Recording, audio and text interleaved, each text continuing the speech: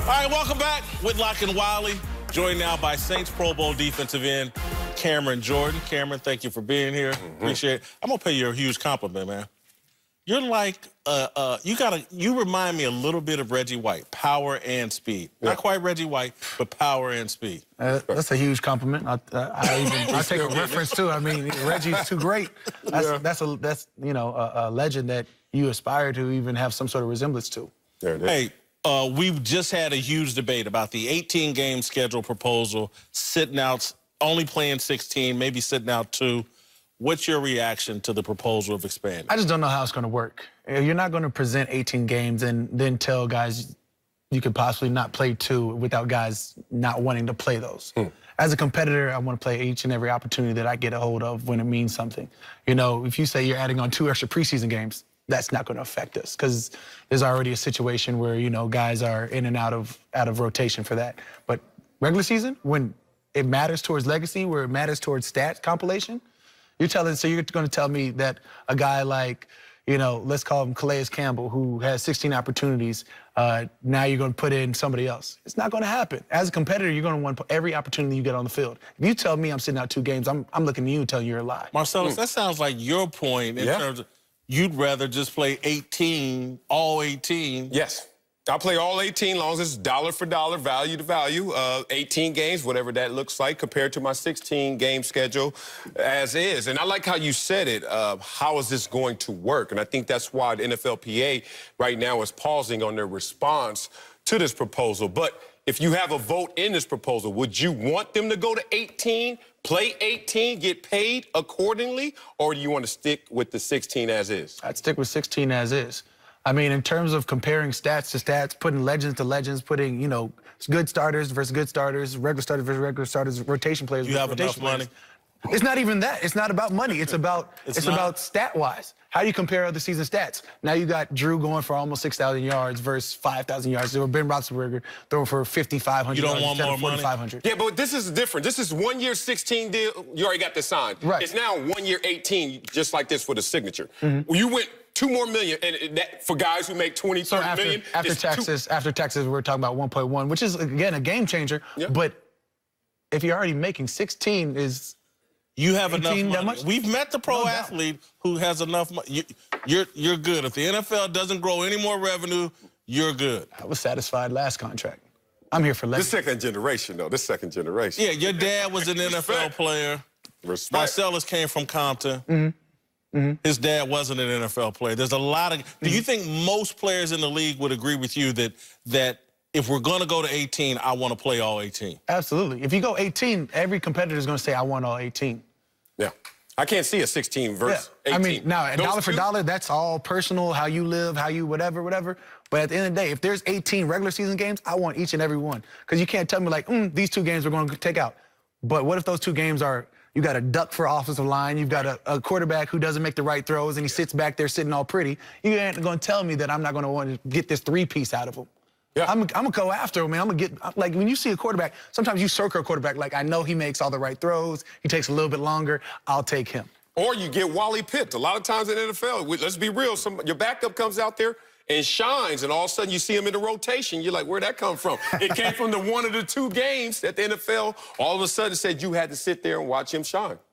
Let's talk about last year, though. Let's talk no more proposals, no more what-ifs. The reality of the Saints locker room and the response to that controversial loss to the Rams. Are you guys over that yet? Absolutely. I mean, we talk about being able to hit OTAs. We talk about being able to foresee this training camp that we have. I think as a team, we have the right mentality to not only withstand this, but to excel from it.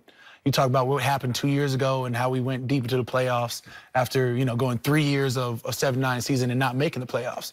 You see that our team was built for trying to progress and advance. Then you talk about last year, we go a game further than we did 2 years ago. So at this point, we just got to stay on track and go a game further than we did last year. We go a game further than we did last year, we're headed towards the Super Bowl.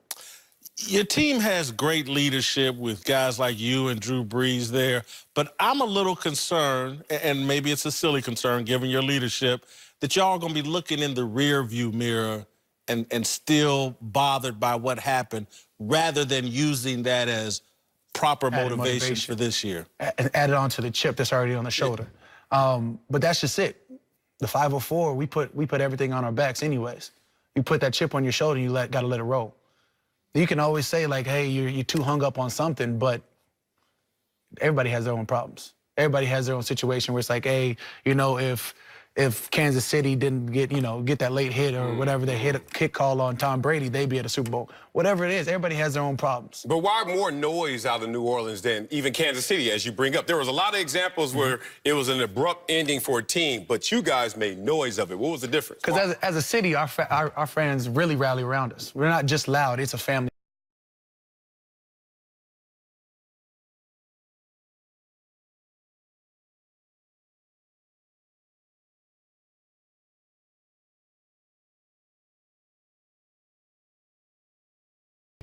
We were up by 2 touchdowns at one point. You look at what we've done, we've got to continue putting on points. We've got to continue making defensive stops. We didn't do enough. We lost that game, and we have to look forward to this season to rectify mistakes. I also think you guys, on a positive, will be perhaps as desperate as any team in the league because Drew Brees is getting older, and that window, Super Bowl window, is starting to close. Is that accurate? I don't know. Drew said he's playing till 45. I fully believe him. I see Tom Brady win a Super Bowl at 41. I feel like we've still got an adequate enough window. I mean, the way that Drew takes to the game, his meticulous training and operations that he has always set is always going to be there. So until he say he's done, I feel like we've got a great window.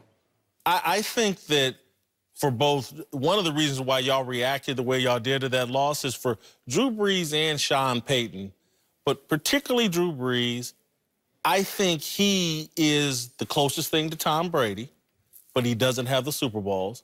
And I think Sean Payton is the closest thing to Bill Belichick, but he doesn't have the Super Bowls. True? I mean, winning defines everything in the league. You join the NFL to win. And when you have 6 Super Bowl rings, that speaks for itself. This is a new NFL. I joined to get paid, brother. Back with that proposal. I don't know what the hell y'all talking about these rings. Let's go from the older quarterbacks to the young quarterback and Dak Prescott. I want you to put on your analysis hat and be an analyst with us. Is Dak worth $30 million in proposal that is floating around for his value? I mean, at some point there was quarterbacks making $19 million that, you know, shouldn't have been starters, but were starters, or $18 million that should, you know, we're going into backup roles. At $30 million, you know, if you're a face of a franchise, you have a lot more power in your hands than most other people. You see guys command 35, and you go into the playoffs just like they do. Taking stats out of it, you see yourself as a winning mentality as a face of the franchise. Gun for your money. Now, you played against him last year. This is a chance for you to go out there and be a pseudo agent for him right now. Same time they beat y'all. So let's talk about whole 10 points on board, right? Let me ask you. Let me ask this. My contention for Dak, and let's take Dak out of it. When you walk into a modern NFL locker room and they're paying you $30 or $35 million a year, doesn't that change the way your teammates look at you and the expectations they have for you? At this point, it's the going price of a quarterback. I mean, you look at a quarterback and you're like, oh, okay, so the mid-tier quarterbacks are making 20-something, you know, whatever. Say you're giving a hometown discount like Tom Brady or Drew does, and, you know, you're in that 20 situation, but everybody knows you're elite. I can't even speak on quarterback money. It's just different. Can I ask a different conversation about value? Because I've been there before where you got overpaid. And everyone, it's funny when you got your money. Oh, look at all that money. Ooh, smell new money in the room. No, but as soon as you throw that one errant throw, that pick, all of a sudden it comes back to haunt you. No doubt. And now it's the age of social media, so it's an avalanche that comes at you, i.e. Blake Bortles. So, but, yeah. I mean, when you talk about everything that a quarterback does, I mean, he led him to a winning season, whether you want to argue about that or not. I mean, he went to the playoffs and actually won a game there, so argue about that or not. You can always argue that his defense that stalwart defense was amazing last year. And can you repeat that? That's up to Dallas and their Cowboys to figure that out. Cameron, I was told that you were one of these people that think this is fake hair. I'm looking at it, and it's looking like a real Puerto Rican grain, and I don't think there's any Puerto Rican in you, big fella. You made a good decision not commenting because I would say something about your hair. But, hey, this is all natural. In fact, I'll lend you some later. Not to ride. All right, coming up. Good. Anthony Davis says the new look Lakers have a championship roster. We'll tell you what we think next.